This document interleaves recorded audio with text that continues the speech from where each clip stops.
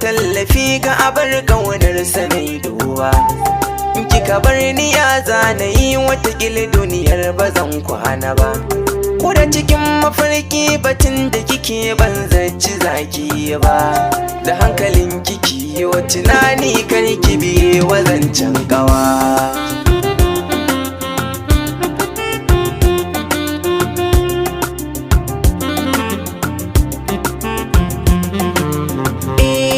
Kin san zaki guje ni gwara ki bar ni na je na nemo wata.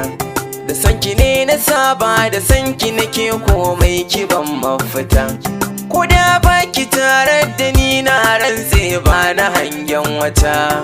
Kin yi da shi na so zuciya in kika cire shi zan cutuwa.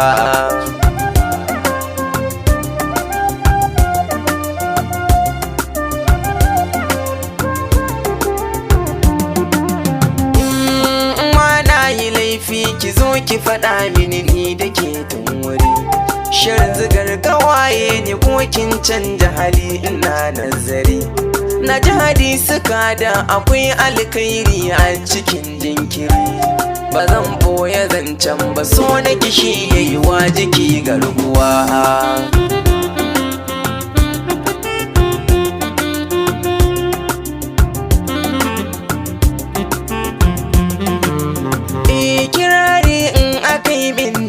Zama naki jiki yakan daurawa. Duk wanda ya ji yaukin guje na akwai yiwuwar yayo tsinuwa. Saboda ke ake ce da ni mai taurin kai cikin yan uwa. Ki juyo ki kalle na kan kunci na kin ga saukar ruwa.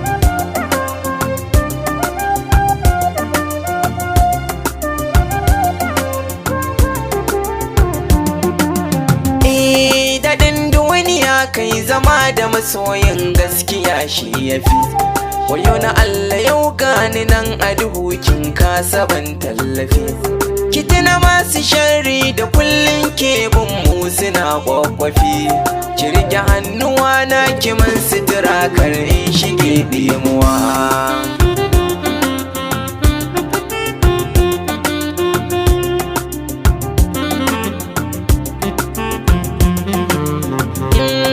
Bata lokuta da akai na kina haɗiye dukannin fushi. Abinda duk kike so nake so dan ƙaunar mutai armashi. Tuna da baya dan Allah bana so gona ki zama karkashi. In taka in zame in samu karyar nan mai rashin doruwa.